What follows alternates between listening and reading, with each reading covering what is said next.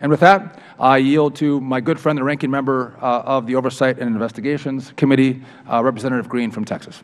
Thank you, Mr. Chairman. Let me acknowledge that this is your first hearing as the official chair. While you've occupied the seat before, this is your first time as chair, and I commend you and want to thank you for the conversations that you and I have had prior to this hearing. While they were personal to us, I will indicate that they have been positive and productive. Again, I thank you. I'd also like to thank our staffs for the outstanding jobs that they've done in preparing us for today's hearing.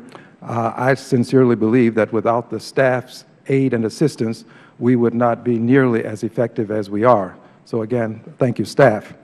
Mr. Chairman, I'm pleased that we are taking interest in how to improve the federal agency principally responsible for providing housing to low-income Americans. Today's hearing will cover HUD Inspector General investigations into alleged wrongdoing at the U.S. Department of Housing and Urban Development. The first report concerns lobbying actions taken by HUD that this subcommittee held a hearing on nearly a year ago. The IG's report for this incident concluded that HUD had not violated the Anti-Lobbying Act. However, individuals at HUD had violated HUD's internal policies related to lobbying Congress on pending legislation. HUD has since taken action to clarify lobbying rules for its employees and acted to respond to the concerns raised during last year's hearing. More recently, the Government Accountability Office, the GAO, determined that these actions taken by individuals at HUD violated the Anti-Deficiency Act related to the proper use of appropriated funds.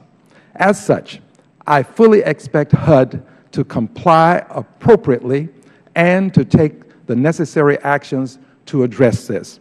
The other topic of today's hearing is related to an IG investigation into alleged improper activities of an individual at HUD brought on through an agreement permitted under the Intergovernmental Personnel Act. While these agreements are designed to provide federal agencies the ability to employ subject matter experts on a temporary basis, I believe it is our responsibility to ensure that it is being done properly.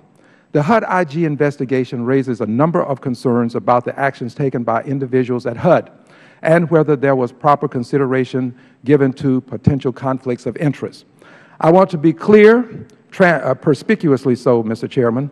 I believe it is our subcommittee's responsibility to fully investigate what has occurred, as do you, at HUD, and if wrongdoing is uncovered, it should be dealt with appropriately. However, like you, Mr. Chairman, I contend that this subcommittee's ultimate goal must be improving HUD. HUD's mission is critical to the success of this nation, and by and large, HUD continues to provide support for affordable housing for millions of Americans, including over 14,000 veterans, and 56% of HUD's tenants are supported, 56% of HUD's tenants supported by HUD are elderly or disabled. HUD currently employs over 9,000 people around the United States. While it would appear that the IG's findings suggest that former HUD employees may have acted improperly, we should not conclude that their actions suggest a larger, more systemic problem at HUD. I will reiterate that HUD should act appropriately, and it appears that HUD is addressing concerns raised by the IG. One of the things that I will introduce into evidence at some point, Mr. Chairman, is a joint communique signed by the Secretary of HUD and the IG indicating a willingness to work together to bring resolution to the concerns that have been raised. We should not allow this debate to metamorphose into anything more than trying to improve HUD. Mr. Chairman, I agree with you. And in fact, it is my hope that once the agency has addressed our concerns, this subcommittee will turn its attention to more pressing national matters, including the struggles of our country's smallest banks, that our state public housing and the state of our public housing in America. Mr. Chairman, nearly every member of this committee has heard from small banks about their struggles that they're facing in balancing their consumer protections with the regulatory burdens that they struggle with. Over 6,000 of our nation's banks, which is more than 90% of all banks in this country, are under $1 billion in assets. And I believe that we must do more to help them, lest we wish to stand idly by while the industry continues to consolidate.